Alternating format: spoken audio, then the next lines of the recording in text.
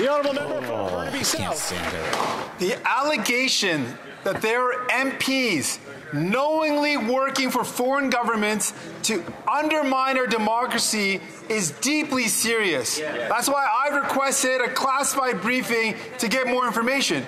But the Prime Minister has known about this since March and has done nothing. And the Conservative leader doesn't even want to know what's going on, has refused this information. What? Why are these two leaders turning away, looking away from foreign interference when it serves them? The Honourable Minister of Public Safety. Mr. Speaker, I thank our colleague, the Leader of the NDP, for his important work and the work of his House Leader in setting up, for example, the commission led by Justice Hogg. I'm very pleased to hear, Mr. Speaker, that he's interested, having received obviously the appropriate security clearance, to get all of the confidential information that's behind the important work of the National Security and Intelligence Committee of Parliamentarians. Our government created that committee. We appreciate its work. We value its recommendations. We have always acted to put in place strengthened measures when we receive thoughtful analysis, like we did from the National Security and Intelligence Committee of Parliamentarians, and we'll continue to do that important work. The Honourable Member for Burnaby South. Known since March and has done nothing. These allegations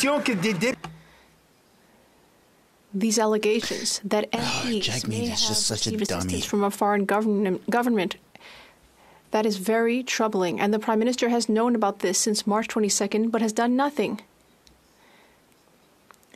And as for the Conservative leader, he doesn't even want to hear about it. Why are these two leaders content with closing their eyes to the reality? Perhaps it's because they think foreign interference favors their chances to win. The Honourable Deputy Prime Minister. Mr. Speaker, I thought that the NDP shared our concerns about the cost of living. And that's why it's very surprising to me that the NDP doesn't want to talk about the Canadian economy. Oh my goodness. That's all she cares about. Is that today we have good news. The Bank of Canada has decided to lower the key interest rate. And that's thanks to our accountable economic plan. The Honourable Member for Wellington Halton Hills. Mr. Speaker, the NSICOP report makes clear the Prime Minister was advised back in 2018 of the national security threats against Parliament from hostile foreign states. He was advised that measures in place at the time were not sufficient. He was advised to take further action. 3 times, the senior civil service asked for his approval for action to protect Parliament in December 2019, in December 2020, and again in February 2022. 3 times the Prime Minister withheld that approval. Why? The Honourable Minister of Public Safety. Mr. Speaker, I think our honourable colleague knows very well that our government was the first government to put in place a series of measures to strengthen our institutions and our democracy from the threat of foreign interference. He knows very well that that threat was identified publicly in 2013 in a CSIS report when the Leader of the Opposition was responsible for democratic institutions, and they did absolutely nothing, Mr. Speaker. So I find it somewhat ironic that my friend would stand in his place and say that our government, the first government to act in this important area and continue to strengthen these measures, hasn't done enough. The Honourable Member for Wellington Halton Hills. Mr. Speaker, the report reveals that parliamentarians, including members of this House, knowingly and wittingly assisted a hostile foreign state in Parliament and in our elections to the detriment of the people of Canada. This is shocking. And Mr. Speaker, I can't believe the following needs to be said. Parliamentarians' duty is not to a foreign state, but to the people of Canada. Simple question. Will the Prime Minister release the names of these parliamentarians? It's the right thing to do. The Honourable Minister of Public Safety and Democratic Institutions. Monsieur le Président, mon collègue, c'est... Mr. Speaker, we all know that no responsible government would reveal names under these types of confidential circumstances. Abso-freaking-lutely they would. A government that cares about Canada's security and our institutions would do such a thing. I am very pleased that there are parliamentarians in this House who have the right security clearance to get all the information that underlies the NCCOP report. I would invite my colleagues to read that report properly. The Liberal defense of the carbon tax is in complete shambles. First, they only want Canadians to focus on the direct costs of the carbon tax and ignore all the secondary effects like smaller paychecks and higher prices, as if Canadians have a choice of which carbon tax costs they have to pay. But now we learned that there's a secret report that does show the true cost. The Parliamentary Budget Officer says that it proves that he's right, that the vast majority of Canadians are worse off paying the tax than any rebate they receive. The Liberals claim that it proves they're right. There's an easy way to settle this. Why won't the government just release the report so Canadians can decide? Yeah. The Honourable House Leader for the Government. Mr. Speaker, math is really not the long suit of the party over there. The PBO has specifically said and repeated time after time, you would think they'd understand that 8 out of 10 Canadians better off under the price on than it's been debunked. The fact is, though, Mr. Speaker, they talk of gag orders. We haven't seen the member for Peace River Westlock in a long, long time. And what about the former chair of the Status of Women Committee? We haven't seen her either. They are not anytime going to give less. It will get leaked. I have full confidence it'll get leaked. Individuals, we can't say whether someone's here or not, so just to be careful on that. Uh-oh. Regina Cabell. Apparently answering questions doesn't seem to be this minister's long suit. Their responses here are completely ridiculous. They claim that this report exonerates their position, but they won't release it. This is a little bit like someone who's accused of a crime walking into court saying they have an amazing alibi that proves that they're innocent, but they just can't show it to anybody. Here's the thing, Mr. Speaker, if you won't show your evidence to the jury, you're probably guilty. Why not do the easy thing, release the report, remove the gag order so Canadians can decide? The Honourable Parliamentary Secretary to the Minister of Environment and Climate Change. Mr. Speaker, I'd like to start by wishing a happy World Environment Day to all Canadians, especially to the failed former leader of the Conservative Party, the member from Regina Capel, and the new leader of the Conservative Party from Carleton, who have voted against the environment over 400 times in this House of Commons, Mr. Speaker. It's clear where they stand on climate change, and it's clear where they stand on environmental protections. But Conservatives continue to mislead Canadians. Our government will continue to support the good work of the PBO, Mr. Speaker. I'm sorry that Conservative math just isn't adding up these days. Why don't you jump into another person's DMs and tell them to F off? Mr. Speaker, Canadians know that the Liberal carbon tax increases the cost of everything while failing to bring down emissions.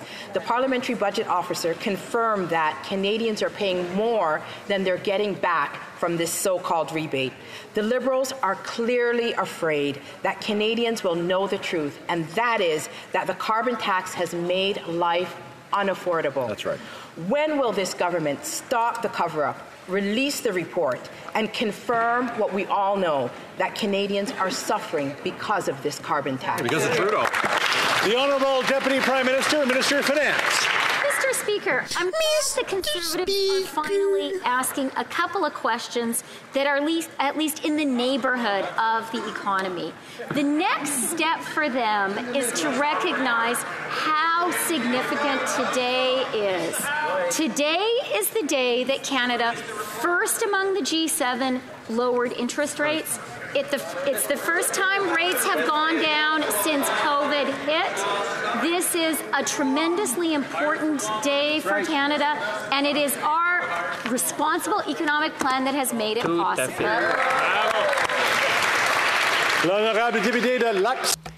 The Honourable Member for Lac-Saint-Jean.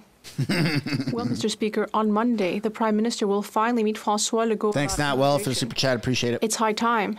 4 months. It's in euros. Doing anything about Quebec's influx of new arrivals. Monday needs to be a turning point. The federal government, it's like $1 bajillion Canadian, has been asking for temporary immigration to be reduced and that French requirements be brought into federal programs. It's also asking for asylum claims to be shared fairly, and it's asking for a reimbursement of $1 billion. So, on Monday, will the Prime Minister finally sign the check on Monday? The Honourable Minister of Immigration. Mr. Speaker, I know that the Bloc Québécois wants to speed up the processing of asylum claims, but what's really hypocritical...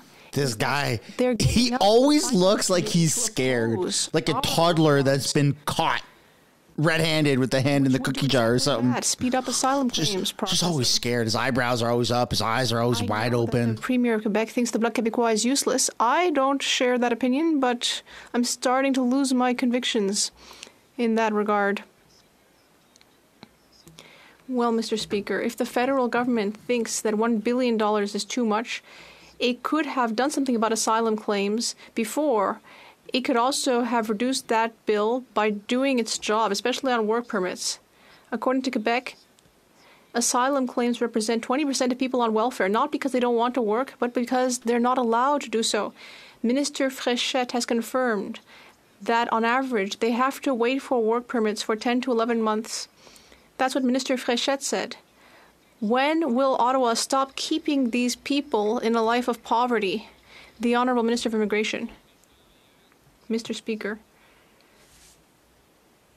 yesterday the entire opposition opposed our reforms on asylum, which would have sped things up. I find it ridiculous. They should admit what they're doing. We've talked about dark and light blue. And as for Monday's meeting, they'll have to wait until Monday. Mill Woods. Who's Randy? The Minister of Employment has a 50% stake in a PPE company embroiled in allegations of fraud. Text messages from the COO reveal that a partner named Randy was involved in one of those shady business deals. The minister assures us it's not him, yet somehow he's unable to identify who the other Randy is amongst a handful of employees. So again, who's Randy? Here. The Honourable... Look at that. In unison, they all stand up. Government House Leader. Mr. Speaker, of course, Canada has among the toughest, most stringent ethics and conflict of interest provisions in the world for public office holders. The minister appeared yesterday before committee for 1 hour and answered all of those questions. They deflected for an hour. The Honourable Member for St. Albert, Edmonton. Mr. Speaker, there is no trace of this other Randy. Global News can't find him. The COO claims there is this other Randy, but conveniently has forgotten his last name. And the minister can't identify him among a handful of employees. This is a farce. Everyone knows who Randy is. Will the minister just stand up and admit it's him? Here, here. Here. The Honourable Government House Leader.